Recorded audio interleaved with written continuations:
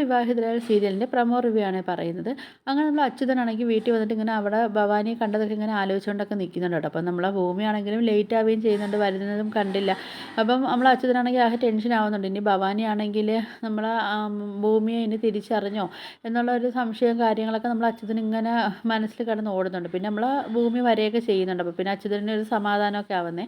അങ്ങനെ നമ്മൾ അച്യുതനാണെങ്കിൽ പറയുന്നത്, മോളെ നിൻ്റെ അമ്മ പറയുന്നത് കേട്ടാ, നമ്മളെപ്പോഴും ചിരിച്ചുകൊണ്ടിരുന്ന് കഴിഞ്ഞാൽ നമുക്ക് ആയുസ്സ് കൂടും, ഒരസുഖങ്ങളും വരത്തില്ല എന്നൊക്കെ നിൻ്റെ അമ്മ ഇങ്ങനെ പറയുന്നത് കേട്ടോന്ന് ചോദിക്കുന്നുണ്ടേ. അപ്പോൾ അതുകൊണ്ടാണ് അച്ഛനിക്കാണെങ്കിൽ ഒരു അസുഖങ്ങളും ഇല്ലാത്തതെന്നൊക്കെ നമ്മൾ അച്യുതൻ പറയുന്നത് കേൾക്കുമ്പം നമ്മളെ ഭൂമിക്കാണെങ്കിൽ ഭയങ്കരമായിട്ടൊരു വിഷമമൊക്കെ ഇതാവുന്നുണ്ട്. കാര്യം അച്ഛനിക്ക് അറിയത്തില്ലല്ലോ അസുഖത്തിൻ്റെ കാര്യമൊക്കെ.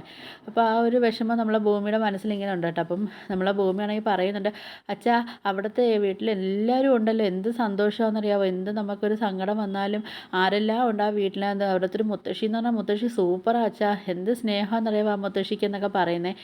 അപ്പം നമ്മളെ ഭൂമി പറയുന്നത്, അച്ഛാ നമുക്കും അതിനൊക്കെ മുത്തശ്ശിയെ വാങ്ങിച്ചാലോ എന്നൊക്കെ ചോദിക്കുന്നുണ്ട്. അപ്പോൾ അച്യുതൻ പറയുന്നത്, നമുക്ക് വാങ്ങിക്കാനോ, ഇപ്പോഴത്തെ ന്യൂജൻ പിള്ളേരൊക്കെ ഇല്ലേ, അവരൊക്കെ മുത്തശ്ശിമാരെയൊക്കെ ലേലം ചെയ്യുന്നുണ്ടല്ലോ.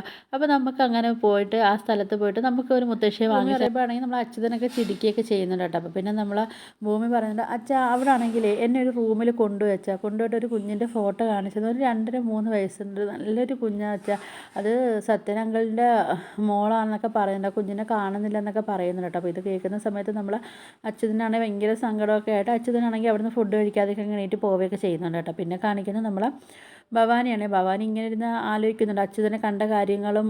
അപ്പം ഇങ്ങനെ ഗുണ്ടയെ വിളിച്ചൊക്കെ ഇങ്ങനെ പറയുകയൊക്കെ ചെയ്യുന്നുണ്ടായിരുന്നു. അപ്പം അവൻ എന്തായാലും കണ്ടുപിടിക്കണം, എന്നെ ഒളിച്ച് നടക്കുവാണെന്നൊക്കെ ഇങ്ങനെ ഭവാനിയാണെങ്കിൽ ആ ഗുണ്ടയെടുത്ത് പറയുന്ന സമയത്ത് ഗുണ്ട പറയുന്നുണ്ട്, അത് ശരി മേഡം നമുക്കത് നോക്കാമെന്നൊക്കെ പറയുന്നുണ്ട്. അപ്പം നമ്മൾ ഭവാനി പറയുന്നുണ്ട്, എന്തായാലും ഞാൻ അവനെ ഏൽപ്പിച്ച കുഞ്ഞ് ഇപ്പോഴും ജീവിച്ചിരിപ്പുണ്ടെന്ന് അറിയത്തില്ലല്ലോ, അങ്ങനെ എന്തെങ്കിലും സംഭവിച്ചു കഴിഞ്ഞാൽ അവനെ ഞാൻ ഇല്ലാതാക്കും, അവനെ ഞാൻ കൊന്നു കളയുമെന്നൊക്കെ നമ്മളെ ഭവാനിയാണെങ്കിൽ ഇങ്ങനെ പറയുന്നുണ്ട്. നമ്മൾ ഭവാനി ഇങ്ങനെ ആലോചിച്ചുകൊണ്ടെങ്കിൽ നിൽക്കുന്ന സമയത്താണെങ്കിൽ ഒരു സൗണ്ട് കേട്ടിട്ട് ഭവാനിയാണെങ്കിൽ നേരെ റൂമിലോട്ട്, അഞ്ജനയുടെ റൂമിലോട്ട് ചെല്ലുന്നുണ്ട്. ചെല്ലുന്ന സമയത്ത് നമ്മൾ അഞ്ജനയാണെങ്കിൽ അവിടുന്ന് കള്ളു കുടിക്കുകയൊക്കെ ചെയ്യുന്നുണ്ട്. കാരണം നമ്മൾ അഞ്ജന അടുത്ത് ചോദിക്കുന്നുണ്ട്, നിനക്കിപ്പോൾ ഈ ശീലവും നിനക്ക് തുടങ്ങിയോ എന്നൊക്കെ ചോദിക്കുന്നുണ്ട്. നിനക്കിതിപ്പോൾ ആരെ ഇവിടെ ഈ കൊണ്ട് തന്നേന്നൊക്കെ ചോദിക്കുന്നത്, നീ ഡൽഹിയിൽ പോയിട്ട് ഇതൊക്കെ നിനക്ക് ശീലമായോ എന്നൊക്കെ നമ്മൾ ഭവാനിയാണെങ്കിൽ ഇങ്ങനെ അഞ്ജനയെ അടുത്ത് വഴക്ക് പറയുകയൊക്കെ ചെയ്യുന്നുണ്ട് കേട്ടോ. അപ്പം ഇപ്പോൾ കുറേ പിള്ളേരുണ്ട്, എന്ത് കാര്യം ഉണ്ടെങ്കിലും ഇങ്ങനെ കള്ളു കുടിക്കുകയും വെക്കുകയൊക്കെ ചെയ്യുന്നതെന്നൊക്കെ പറഞ്ഞിട്ട് നമ്മൾ അഞ്ജനയെ വഴക്ക് പറയുന്ന സമയത്ത് അഞ്ജന പറയുന്നുണ്ട്, അതേ അവനിക്കുണ്ടല്ലോ, അവനിക്കാണെങ്കിൽ അവളെ ഇഷ്ടം, ആ ഭൂമിയെ എന്നൊക്കെ ഇങ്ങനെ പറയുന്നുണ്ട് കേട്ടോ. അങ്ങനെ നമ്മൾ അഞ്ജന എന്തത് കയ്യിലിരിക്കുന്ന ഗ്ലാസ് എടുത്ത് തറയിൽ എറിഞ്ഞ് പൊട്ടിക്കുകയൊക്കെ ചെയ്യുന്നുണ്ട്. അപ്പോൾ ഈ സൗണ്ട് കേട്ടിട്ട് നമ്മൾ മുത്തശ്ശിയും ഗീതയും മാധവനോട് അങ്ങോട്ട് വരുന്നുണ്ട് കേട്ടോ. വരുന്ന സമയത്താണെങ്കിൽ നമ്മൾ അഞ്ജനയുടെ ആ ഒരു കോലം കണ്ടിട്ട് മുത്തശ്ശി ചോദിക്കും, ഇതെന്തുവാ ഇവൾ കാണിക്കുന്നത്, ഇവൾ ഡൽഹി പോയിട്ട് ഇതാണ് ഇവൾ പഠിച്ചിട്ട് വന്നതെന്നൊക്കെ ചോദിക്കുന്നുണ്ട്. അപ്പം നമ്മൾ മുത്തശ്ശി നോക്കുന്ന സമയത്ത് അവിടെ വലിയ കുപ്പി കള്ളൊക്കെ ഇരിക്കുന്നുണ്ട് കേട്ടോ.